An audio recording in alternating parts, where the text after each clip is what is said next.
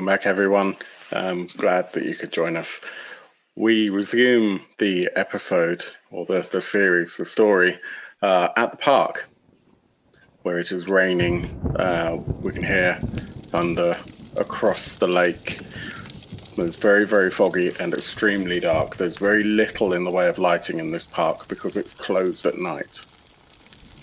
There are security guards in the security shed, if you like, towards the entrance. And they will, as you've seen, and as Ray has seen already, do a patrol every now and then around the park. They're not due for a little while. The end of the pier, you can see an individual that is, let me get the description here. A silhouette of a man in a long coat and hat. Appears to be staring out of the water, lost in thoughts.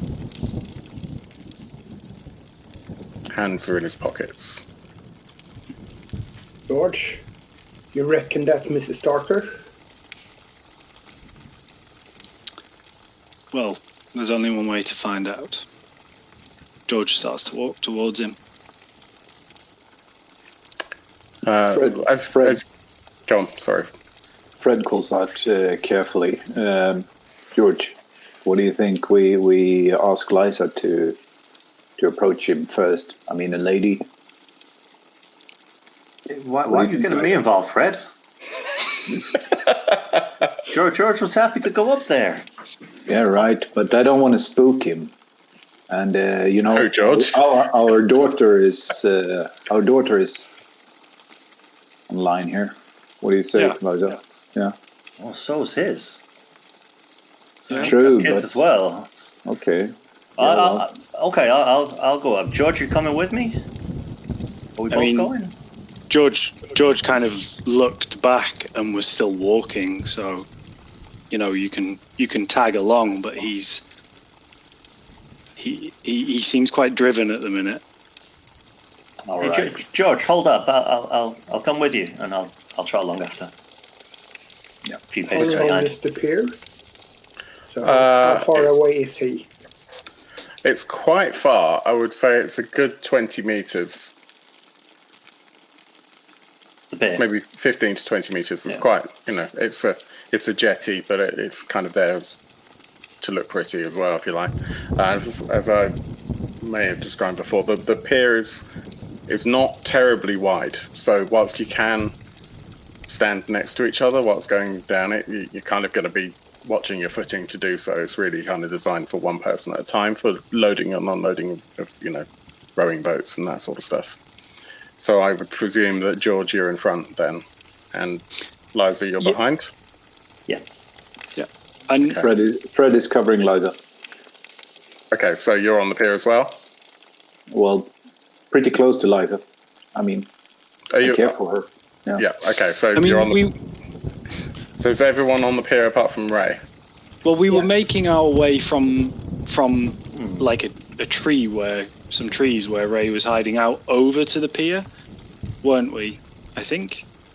Yep.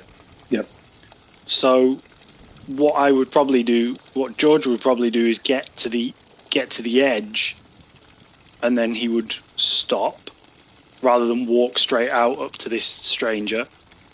And when he gets there, he would stop and he would say, "Mr. Starker," and see if there's any response. Okay. The figure turns around and gives you a wave and beckons you over. When he turns around, can we make any details out? It's just too dark, and what little ambient light there is, there's a hat, so it's not really... I mean, this is where we were supposed to meet. He turns around to Ray just before he goes. Did you follow us, Ray? Yeah, I'm behind you. Okay. A couple of meters behind you because I'm covering the back of the entire party as well. Yeah. George will quickly turn to him and say, make sure we don't have eyes on us, Mr. Astor. Will do. I got And my then broomstick. George will start to move towards the figure. Okay. And Liza and Fred, are you in tow? Is that the case, or? I think I'm happy to stop at the end of the pier. No, I stay with Liza. But I'm observing the situation. If I may. Okay, so George, you walk out about 10, 15 meters away from everyone else. Yeah, and I'll reach into my pocket as I'm walking out and take out the little the little metal box that I have. Yeah. And I'll pop out one of the pills, pop it in my mouth, put it back in, and I'm going to see if I can see through the illusion. Well, the thing is, as you do that, as you go to, you're kind of walking, open up the pills, in the process of closing that box shut, you can feel the pier moving underneath you. And as you look up, you realize that the figure is suddenly right in front of you. He has rushed up, and he's pulling from his pocket a sword, a short sword. The smell is awful. Stinks of damp and must and rancid meat. Okay. In that case, he probably won't try and see through the illusion. You can still do that. It's fine.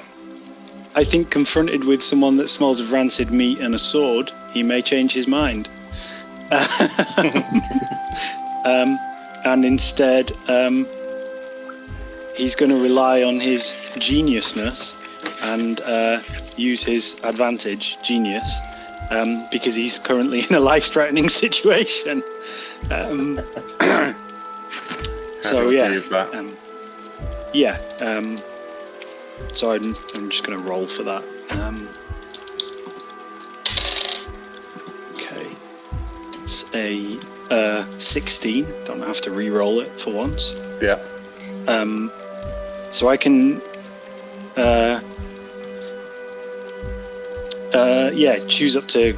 choose some edges to kind of help me out here. Yeah. Seeing as I'm just about to be stabbed, I think I might use the quick thinker one. Yeah. You realise how to protect yourself from harm. Treat it as if you rolled a 15+ on avoid harm whenever you exploit it. So what he'll do in that case is he will basically invite a strike, and he thinks back at this point to when he was in the trenches one time. Yeah. And he was just about to take a bayonet in the gut. Yeah. And he swiveled on his back foot. Yeah. And he basically takes his arm as he does that and just kind of guides him past him. So he just kind of like rushes past as he tries so that so George you're ending is up with the with behind this guy. him. Yeah, so you've got effectively, although the distances don't add up, you've got he is now between you and the rest of the gang. Yeah, exactly. And so I'm kind of looking at his back now. So do we others see in the rain what's happening, or is it too? You can see that it looks like they're dancing. It's happened very quickly, and you can probably just about make out the flash of a blade. Ray pulls his gun and charges out on the pier and shouts, "George, get down!" Okay. Fred draws his pistol and is ready. He sees that Ray is in between, can't do much, so he checks the beach for other assailants. Okay. Liza, watch out! Ray, do you want to roll and attack them? Probably yes, and since Ray still believes that this is Mrs. Starker, I only want to injure him, so I aim for the arm holding the blade. Yeah. So 18, 19, 21. 21. Cool. So check on engagement combat. So 15 plus, you inflict damage to your opponent, and you avoid counterattacks. Yeah, you fire into the arm, and he drops this sword on the deck of the pier. Okay. Stand down, Mr. Starker. He's going to use that opportunity, having. I mean, you're still. I mean, that's. I'm just trying to think here. You are quite far away, so he's still going to be very much focused on the nearest person, which will be. Yeah, George. I mean, I'm just behind him, so. Yeah, absolutely. He's going to attempt to attack you. I mean, I think I'm allowed to just use Quick Thinker again because choose up to 3 edges usable any time in the scene while you're still in danger. Yeah. So, I mean, basically, George just goes into. He doesn't go to get his gun out or anything like that. He's gonna try and dance him back closer to the others. Mm-hmm. He goes down. He goes into like a little boxing pose. Yeah. And just tries to like dodge out of the way. He's not looking to get into a fight. He's looking to not get hurt. Yeah, and he just basically swings at you like a punch. And this is all happening so quickly. It's hard to kind of keep track. You're basically acting purely on instinct here.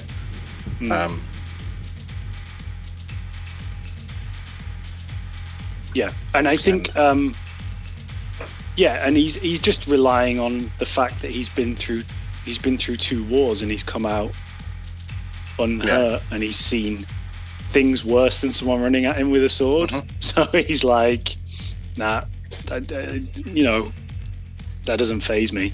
He's just kind of he's just trying to create an opening for the people that are on the other side of the pier. Yeah.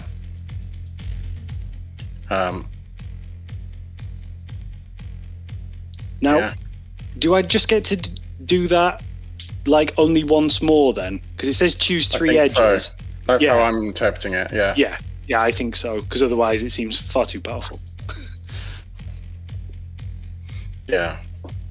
What's anyone else going to do? Fred looks worriedly around. I mean, shots has been fired, so we're likely to attract attention. So he basically growls again towards Ray. Go and subdue him. We need him alive, right? I'll cover your back. The Ray is basically pounding down the pier, shooting as it goes. Okay, so you want to do engage in combat, or are you wanting to do something risky? Am I close enough for 10 to 15 meters? So no, not really. It's going to take you a couple of rounds to get there. Not though you have rounds in this, but there will be other things happening before you can get into melee range. Just put it that way. Yeah, so what can I then do?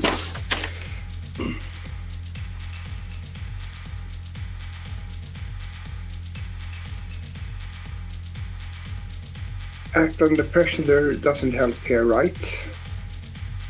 So no, it's not. It's only if you're kind of running and shooting, you could argue that that's under pressure. Yeah, but I prefer using engage in combat because violence is.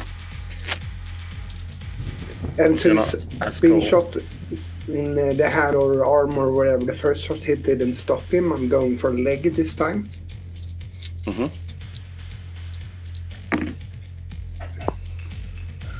This is only a 10.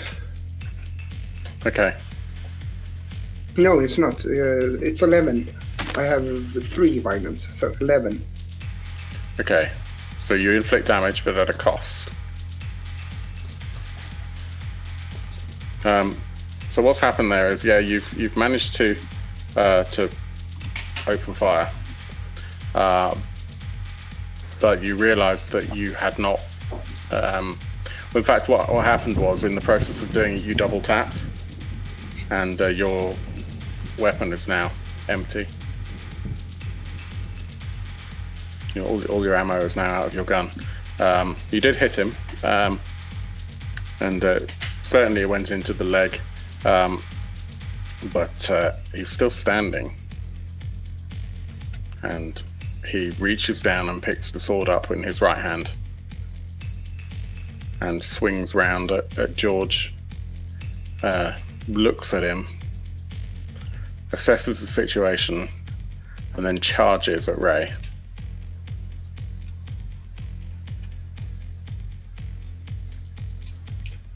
So, what do the rest of you want to do? I want to observe the situation to see if I can find a way out for us after this plays out, hopefully, and if there are any guards or anything incoming. Is that okay? Yeah, absolutely. So roll plus perception. Can I help with that as well? So can Liza turn to Fred and says, "That noise of the metal, it must have come from somewhere. Try and find a grate that he came out of or something." I'm going to start looking around on the floor for like a metal, either like a gate that he would have walked through, or a grate, like a sewer drain. To help, you help or hinder is roll plus. Yep. So the attribute, which is the same attribute as perception, basically. Yep. Perfect. So you do that first.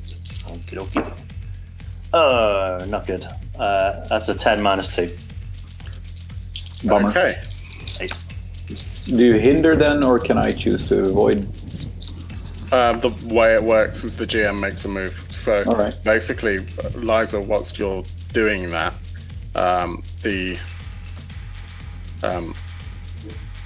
they realise that you're not paying attention and use that as an opportunity to actually run straight past Ray and up to you.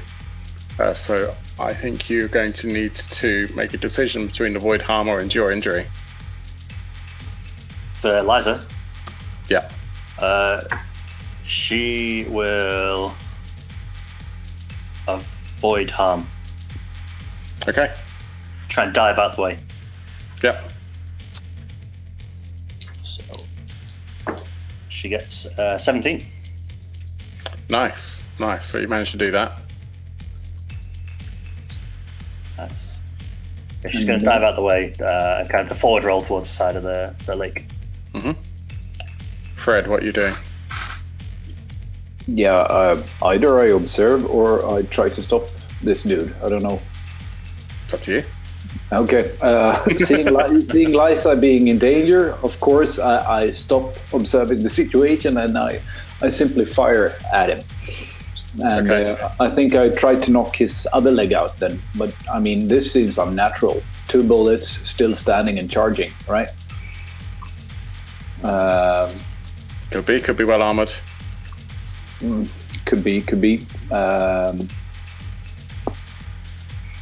Not taking any chances. I'm firing at the leg. See if we can spare him. Interrogate. 9 plus 2, that's 11. And then I have, is it ranged or what is it for firing? Violence? Violence. Yeah, so 12. Okay. So that's it's a KULT M1911, so it's combat shooting. It's damage 2. Mm-hmm. Yeah. Okay. So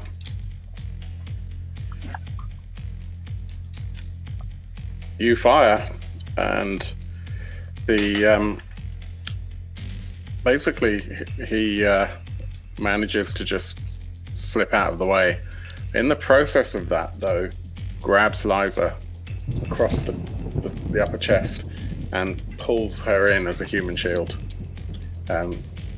He has his back to George and Ray at this point, though. and starts walking backwards onto the pier.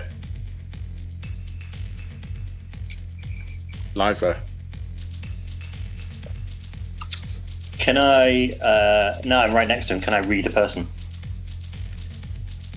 Try and just figure out what kind of threat he's...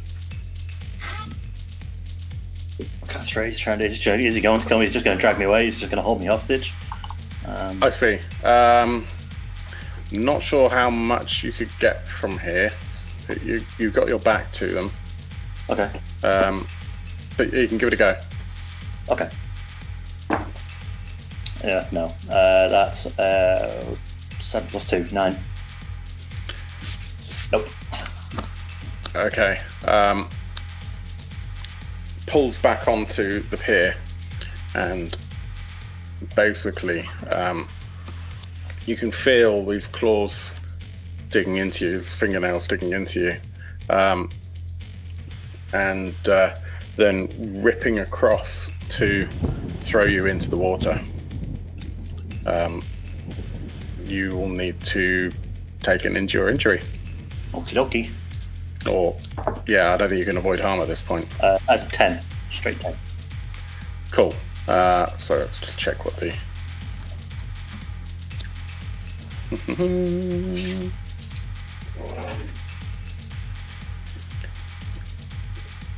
Yeah, so the injury basically throws you off balance.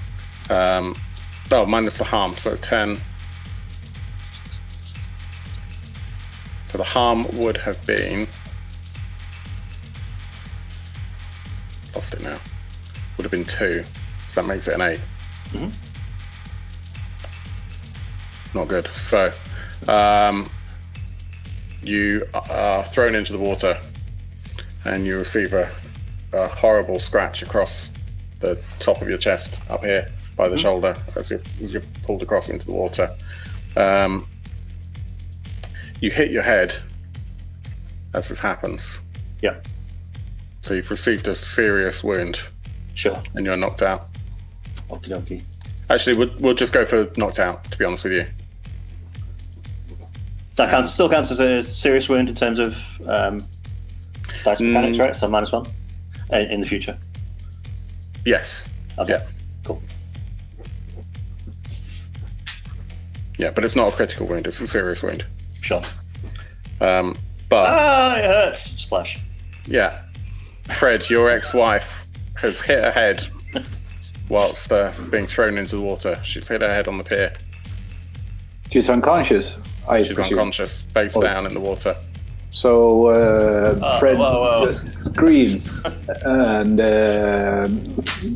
fires the gun while running towards his ex-wife, trying to save the mother of his child. Why are you trying to shoot your ex-wife? No. I fire. Make it quick.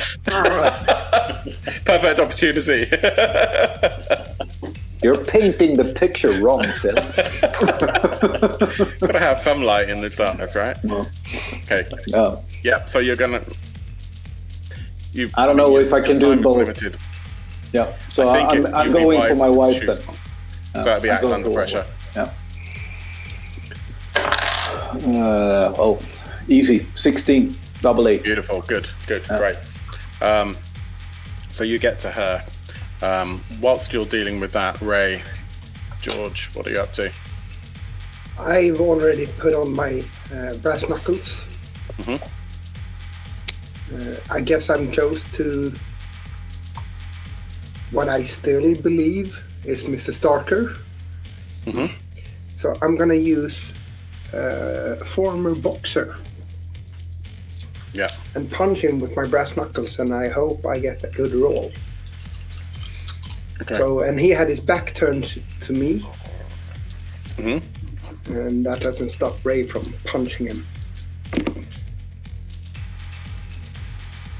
16. Cool. What would the damage be on the brass knuckles? I can't find it in the sheet you sent me, so I have no idea. Okay. But since I used former boxer, I think it's on the next page. Yeah, and I rolled 16, I get 2 edges, right? Hang on. former boxer is... Brass knuckles isn't on there. I thought it was. Yeah, I couldn't find it. But yes, But I you get can 2 do that. edges, right? Let me have a look at your character sheet. But that sounds good. Former boxer. Yeah, 16, 2 edges. Yeah, so I want to knock him out. That's my foremost. So basically, if I need to use both of them for that one, I will.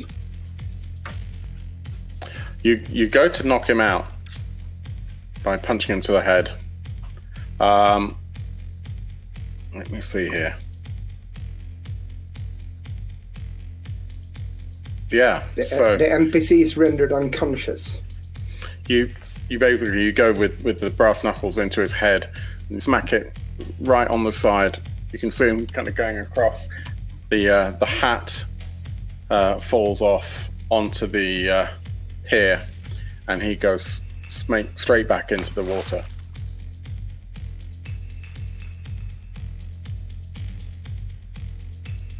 Did he look unconscious?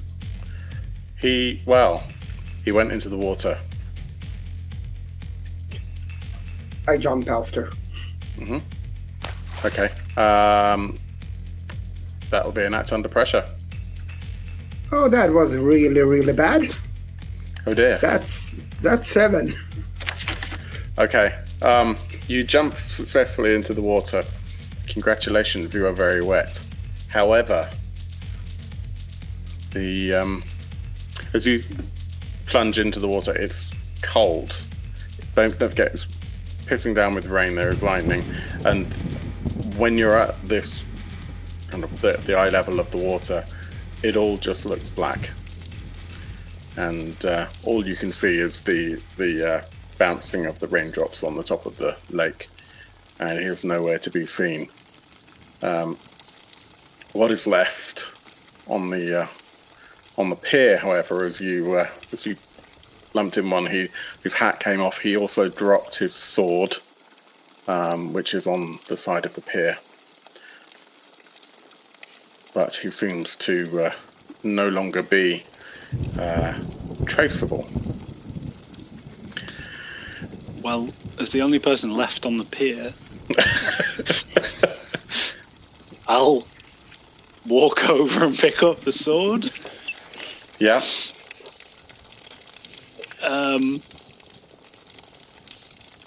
And actually, no, I won't walk over and pick up the sword. What I will probably do is walk over and put a hand down towards Ray,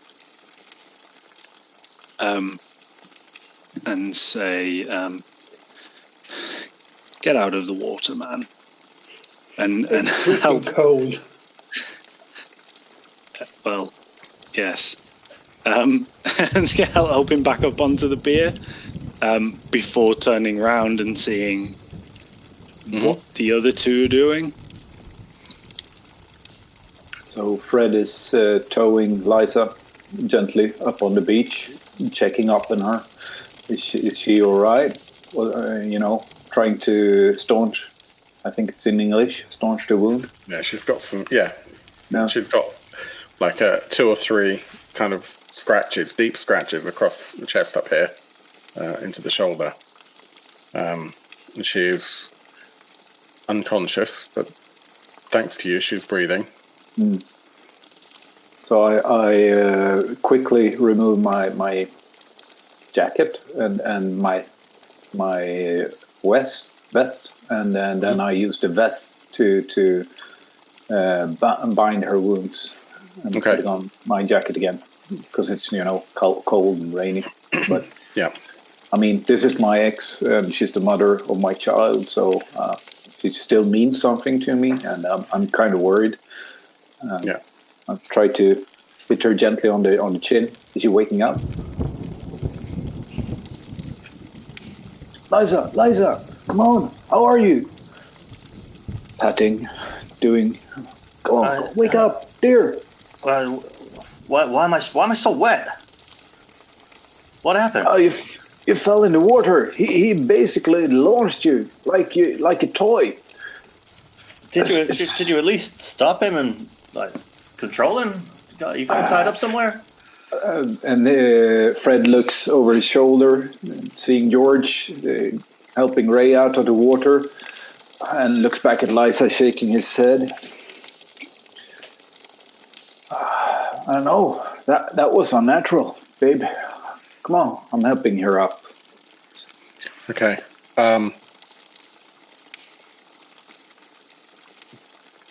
What are you doing with the things on the pier?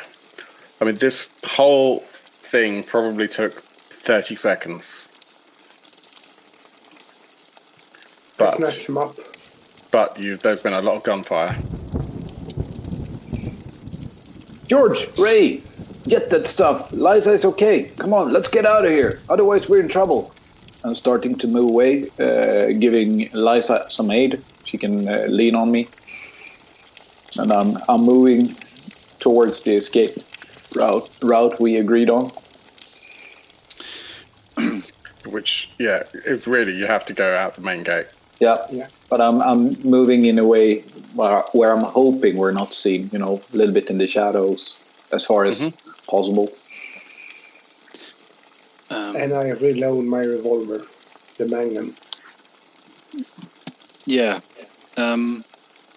Did Ray grab the stuff on the floor, or did if I think not, between you've grabbed it. That's not a problem. George is kind of stood on the pier looking at them, starting to make a retreat, and then looking back at the water. Turns around to Ray and he says, "Go with them. Make sure they're safe. I'll be just one moment." And he reaches into his pocket, takes out his pendulum, and he tries to do what he was starting to do before he got attacked, which is to try and see through the illusion. And he's going to try and see if there's any weird stuff going on here.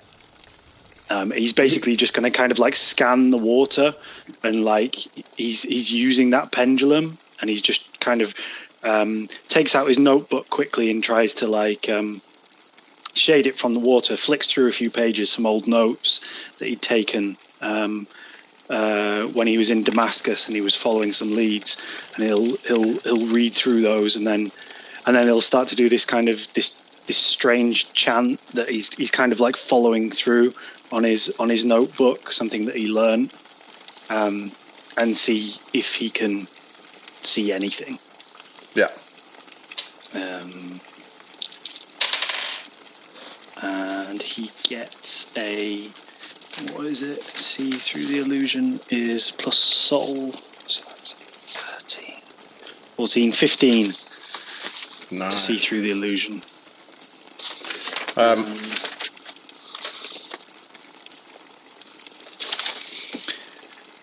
And I'm thinking like this is kind of like the combination of the drugs, like this kind of like his experience with it. So he might be kind of tripping a little bit as he's doing this. The adrenaline from what's just happened as well, giving him this kind of heightened state of awareness.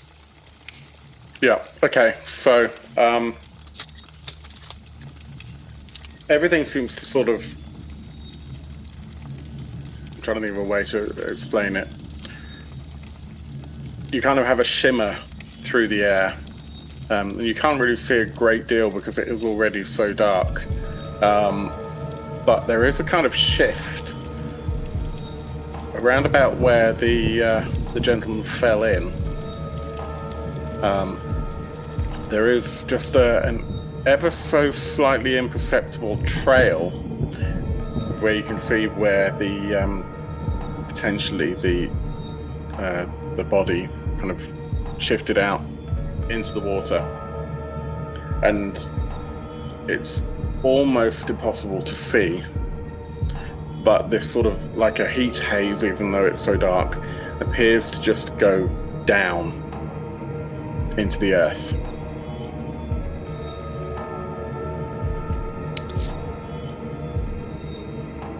That shouldn't really happen with a body, should it?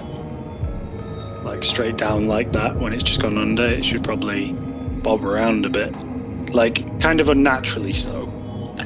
I mean, yeah, kind of seeing how this is the depth of which it it's going. It's not the 1 or 2 meters to the bottom of the lake. It's like it's gone down. Yeah. Okay. Yeah, in that case, he'll start to kind of... Yeah. As soon as he sees that and he makes that kind of logical leap, like that is not natural, he'll start to move towards where Ray, Fred, and Liza will be. If he can find them in the bad weather. I mean, he's kind of going where in they the plan same to direction. go. So yeah. Yeah. And who picked up the hat and the sword? I did. Okay. Okay. So I got a sword. I shove it down in the same bag as my shotgun.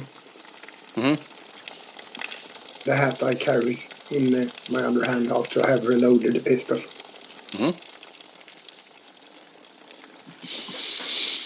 And you get back to the car as quickly as you can. do I catch up to them? Yeah. Yes. Yeah, we don't start to drive before you arrive. I think you're only 20, 30 paces behind them at most. Okay. You okay, George? George looks quite shaken, and he didn't look that way after the fight. Like, this is like he looks a lot paler than he did just moments ago when you said like goodbye to him on the pier. He says whatever that was, and he kind of like sizes up Ray and Fred, but looks at Liza with like a knowing look, and he says, wasn't entirely human.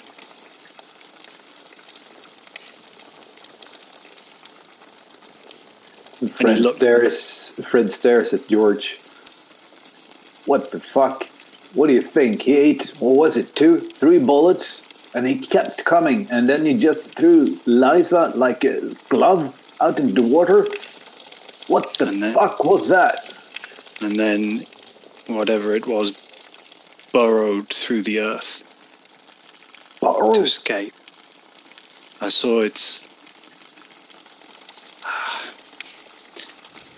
essence going deep beneath the water.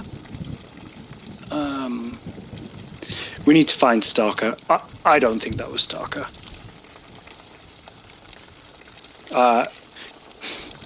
Why would Starker arrange a meeting and then attack those?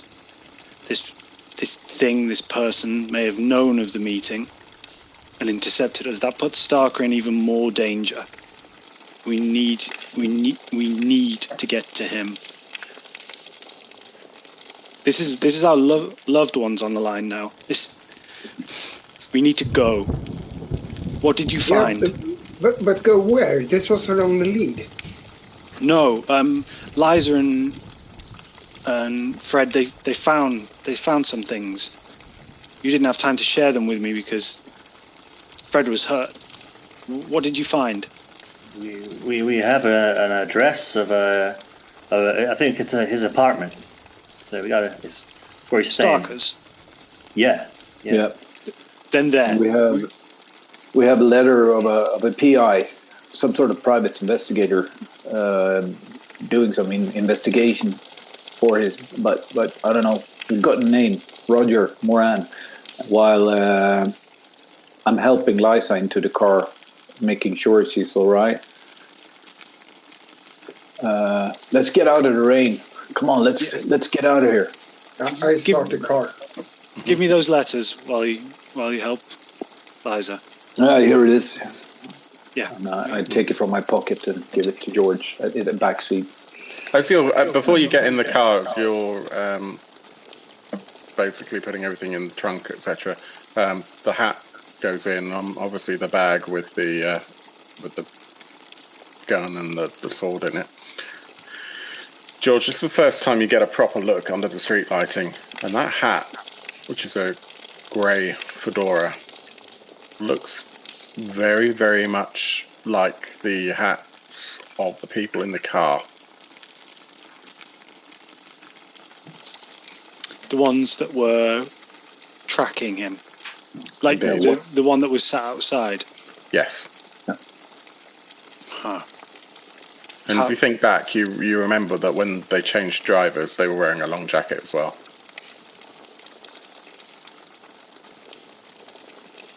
No one else really saw them, so... No, I'll say to them as we're getting in, when you two were in there was a car parked outside.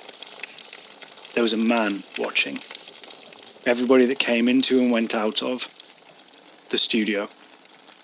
And they changed. Another person came, got in the car, the other one drove away, and they were wearing the same clothes. And I didn't notice it because of the weather, the lightning, but looked very similar to the ones in the car outside. It could have been the one that swapped.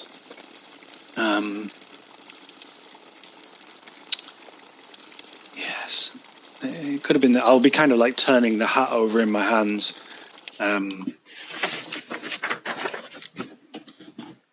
Yeah.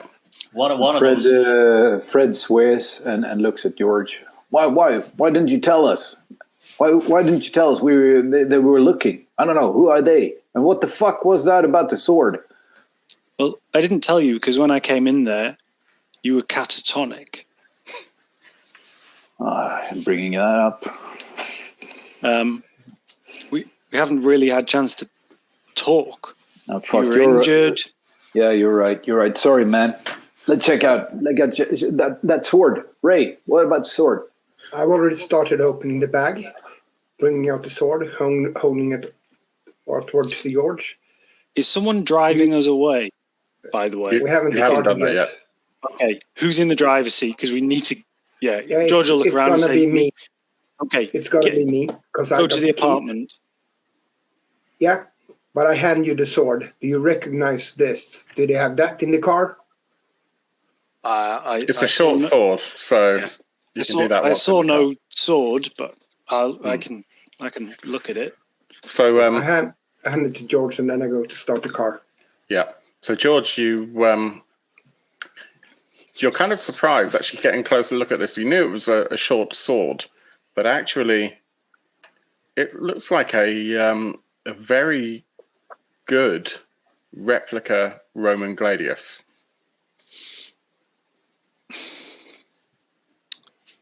Huh. Kind of turn it over.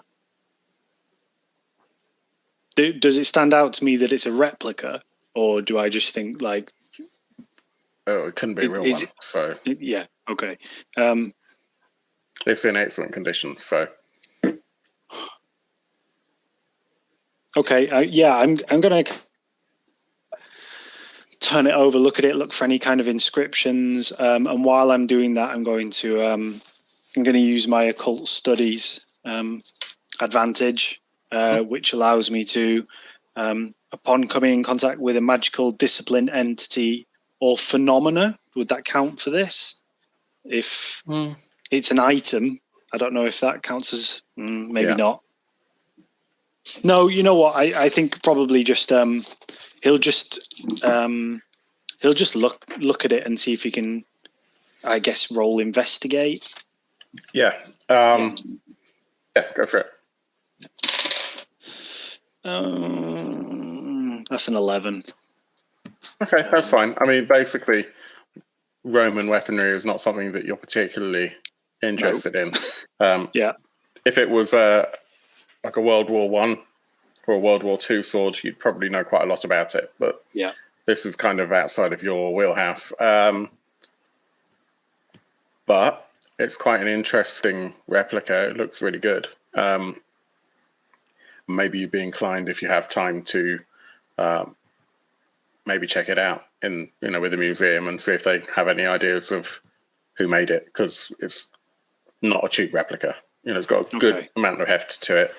Maybe a museum could help, but obviously it's 9:30 at night or something. So Yeah. that's not going to be today. And you start the car and head your way over to Starker's apartment. Yeah. And you pull up at the apartment block of that you've been given as Starker's address, where the letters have been addressed to, at least. It's downtown at 7th and Broadway. It's an old, very tall Victorian house, about 8 floors tall, so not as a high rise, but it's Victorian and it's tall for that. And there's a very nice kind of ornate wooden door. It's clearly an apartment building. Do we have an apartment number for him, or do we knock on every... No, you don't. But as you enter, you go up the stairs.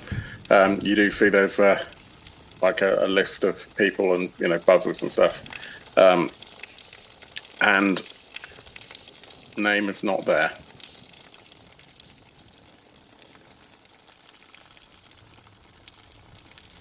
The door is open. We're soaking wet.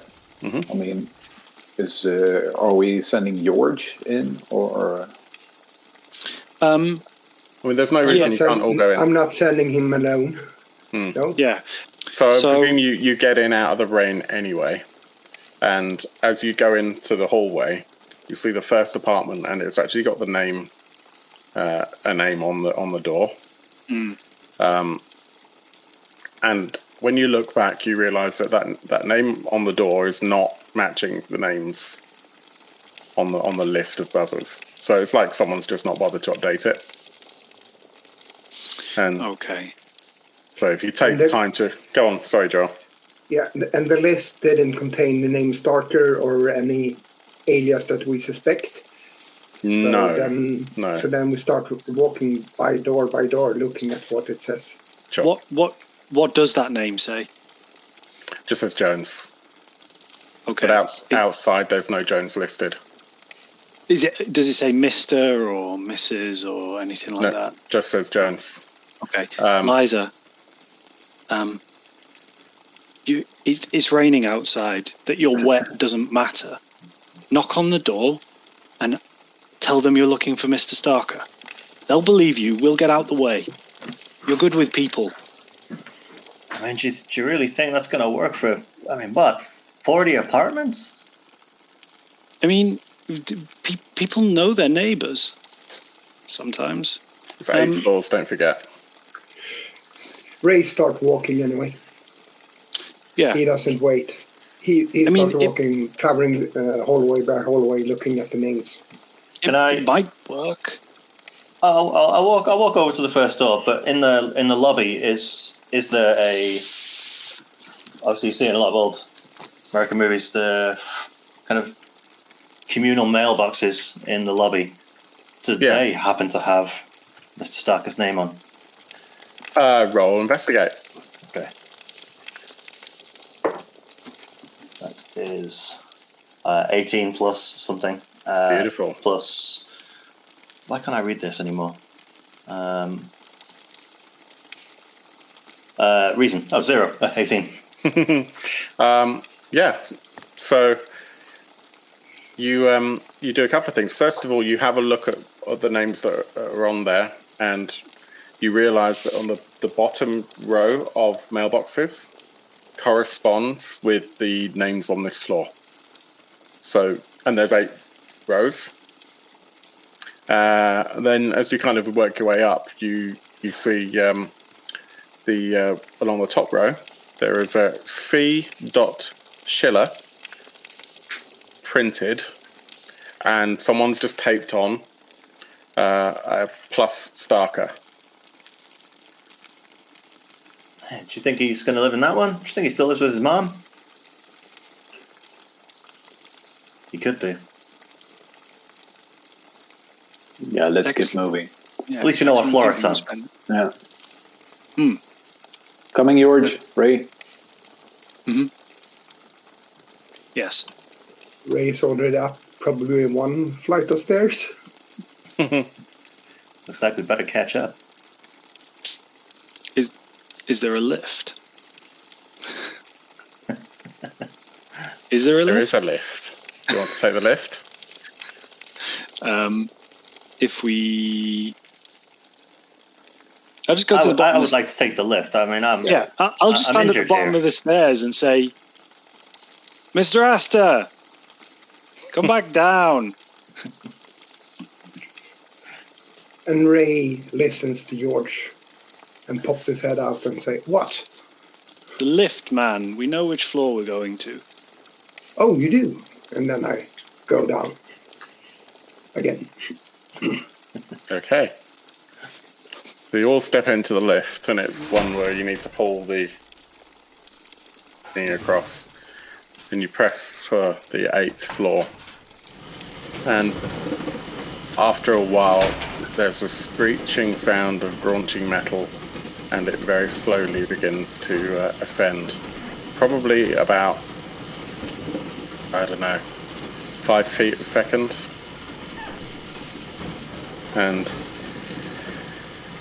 stopping every now and then, screeching, graunching, grinding.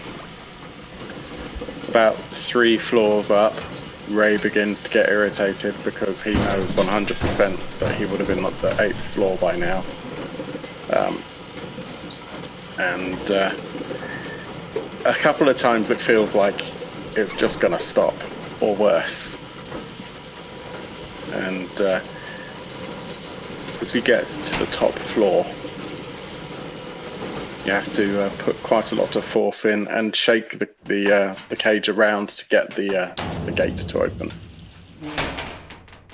And right across from the gate is the door to Carita Schiller and Starker.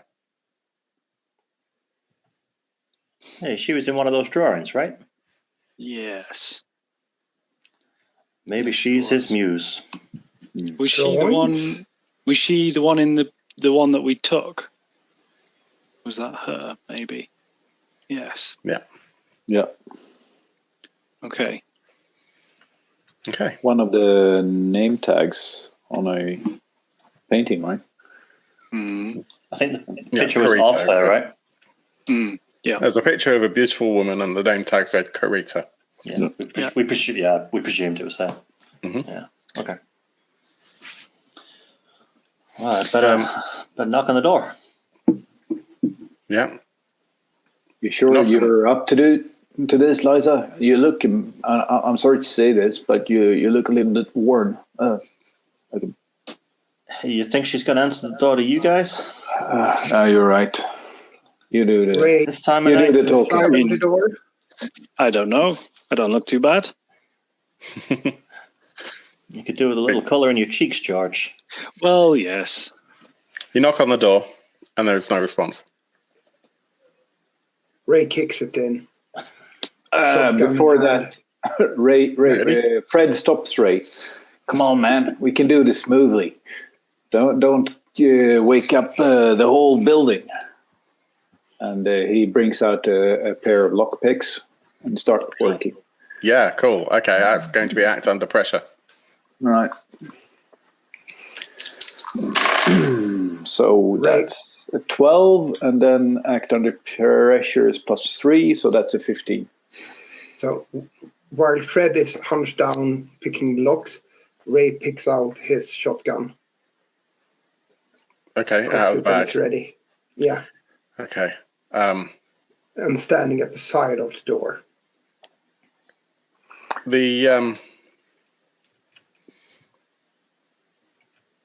The door swings open, and at the same time as it does that, you can all hear the sound of someone taking the chain from one of the other doors on this floor. Did the do? door swing open because Fred pushed it open? Sorry, or- yes, Fred has Yeah. just easily opened the door. Okay. Get in quickly, everyone. shuffle in. Does everyone do that? Yep. Okay. Quickest door. Did you? I should have asked this earlier. Did you grab anything from the car before you came in? What have you actually brought with you? Maybe just. I think Ray's bag, probably, because that's where he had his shotgun. Okay, so a bag with potentially a sword and a shotgun in it. Yeah, and everything I normally have in my pockets. Yeah. So it's the same equipment basically I had with me in the park. Okay. Plus a Did sword. we leave the fedora in the car? It's up to George. Probably. I wouldn't necessarily have thought, let's take this hat with us. Yeah, I probably would have just left it on the seat. Okay. The rain outside is beginning to pick up even more at this point. But you get in, you manage to pick this solid oak door. It swings open. You close it down. The entrance hall reveals a lavish, exclusive taste that you can see as you look up and you flick the lights on. The whole apartment kind of follows. There is a beautiful Persian rug in richest of colours with a very intricate design on it. There's a shoe rack with quite a few pairs of expensive Italian shoes for both genders. There's a coat hanger heavily loaded with fashion items. One wall in the hall is just entirely occupied with a really lovely mirror. You step into the main living room. So basically the hallway opens up into this great living room. It's very sparsely furnished. There's an enormous sofa. There's a radio. There's a serving trolley with various spirits, gin, whiskey, bourbon. There's another rug. There's a mechanical fan just in the ceiling. And on the wall there are paintings, and they're all early Starker works. There's also an autographed photograph of Greta Garbo. There's a table in front of the sofa, which has 2 candles and a lighter.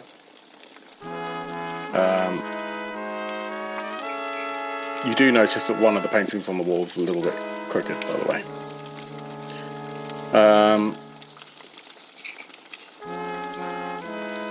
As you sort of stand and look around, you can see there are several doors. From where you are, you can see that there's a kitchen. It's kind of very 1940s style, but really expensive equipment. And it's arranged in a very kind of tasteful way. Someone's really thought about how they're going to lay things out in this apartment. You can also see the door is ajar to the bathroom, where there's a great big clawfoot bathtub. And the tiles, you all can tell, are really expensive. There's a bedroom, which you can just about see the corner of the bed. You can see that there's one post of a 4-poster bed, so you can kind of work out what's there. There is one room left, which you can't quite see into, but you'd presume that might be a study. Did the door make any sounds when Fred opened it? Nothing unusual, but it's a heavy wooden door, so... Yeah. Would it alert someone in the apartment that the door was open? I mean, they already heard you, that's why they were opening the door. But you managed to get in. No, if someone in this apartment... Oh, I apologise. I don't think the door made the sort of sound that would have alerted someone, but maybe the sound of, 4 people shuffling in quickly to avoid the neighbours was probably audible. But there is no disturbance.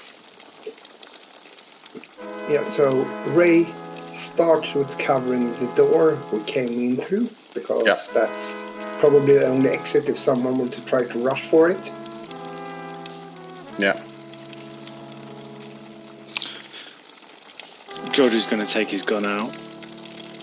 No messing about this time. He's going to look pointedly at both Liza and Fred to maybe do the same thing, because he knows they're both packing. Fred is drawing his Very gun. eager, George. Don't you want to try and have a conversation with these people before you go and shoot them? I'm not taking any chances with what we've seen, both in the studio and at the pier.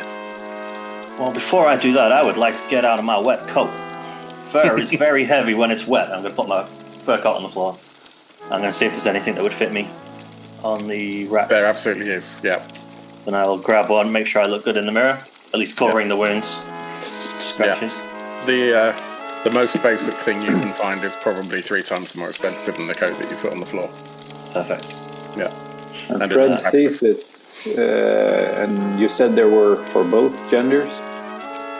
The shoes were for both genders. Right. So he takes the opportunity to switch shoes as well then. Yeah. You may struggle to find shoes that are the same size, but you'll keep trying. You'll get something that's probably still slightly more comfortable. Even I'm not wasting time. I'm just... No. You should know you can't fill another man's boots, Fred. I'm too big for most. Okay. I'll grab my pistol out of my bag.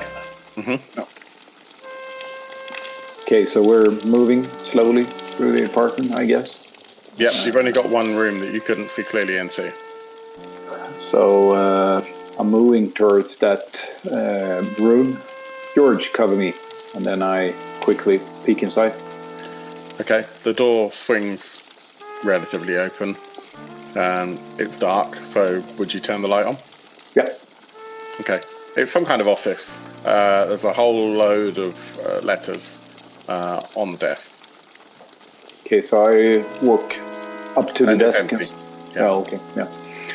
So I walk up to the desk and start to rifle through it and see if I can find something useful. You find... Let me see here. Yeah, you take a couple of minutes and you find a folder containing some black and white photographs of a young man in his 20s in conversation with an older person around 40. The older man's head has been circled and then marked with a question mark. So I'm calling George and Liza over. Mm-hmm. What do you reckon? What's this? Do you recognize this guy? There's also a folder. I'll tell you straight away, no one recognizes him. The folder also contains letters from a man saying that he was a dedicated art collector. But let's see what we have. Have we seen any photographs or pictures around the apartment that we would be able to recognize as Starker? Because so far we don't know what he looks like, and I want to be able to eliminate the guy on the pier as not being Starker. Yeah, there are no photos other than that of Greta Garbo in the apartment, and these photos on the desk. You do find some letters, so I can show some of these up on the screen.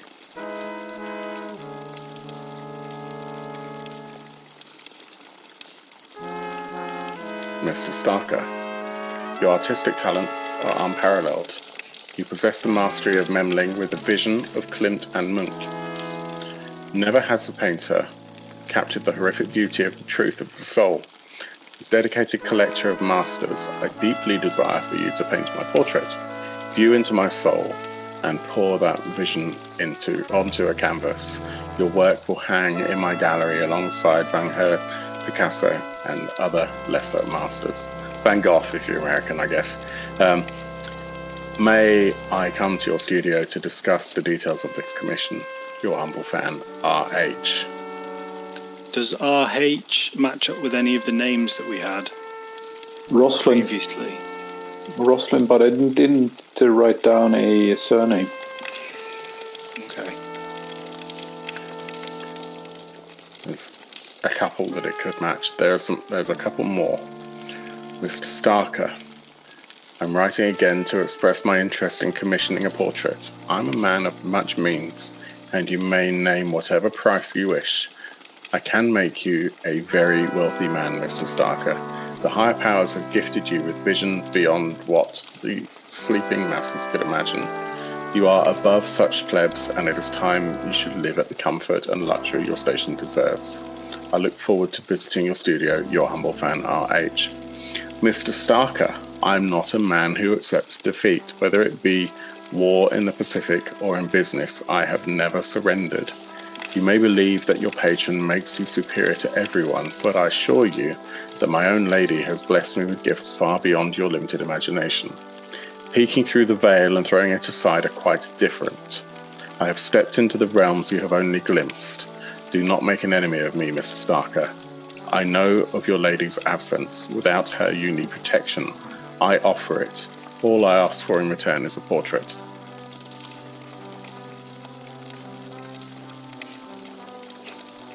And yeah. Fred looks really confused. What the fuck is this all about? I don't know. Is this something for you, George? You're like a weirdo somehow, sometimes. George is just kind of like putting the letters together and looking at them. He pulls out those other letters.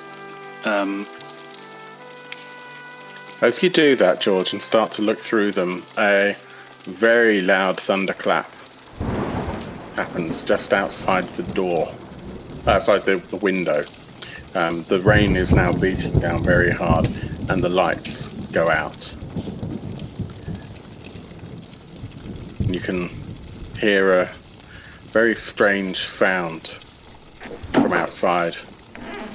Metal scraping up the stairwell. And with that, we Do I end the hear it as episode. well? Everyone hears it. And with that, we end the episode.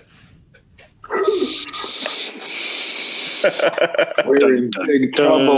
Dun, dun, dun. Cool. Thank you, everyone. That was fun. Yes, thank you. Thank you. So I hope everyone enjoyed that. And you'll tune in for the next episode tomorrow. So excited. So if you did enjoy, please do the liking and the subscribing and all that sort of stuff. And we will catch you very soon for our next installment of Gallery of Souls. Thanks, everyone. Take care. See ya. Bye-bye. Bye. See ya.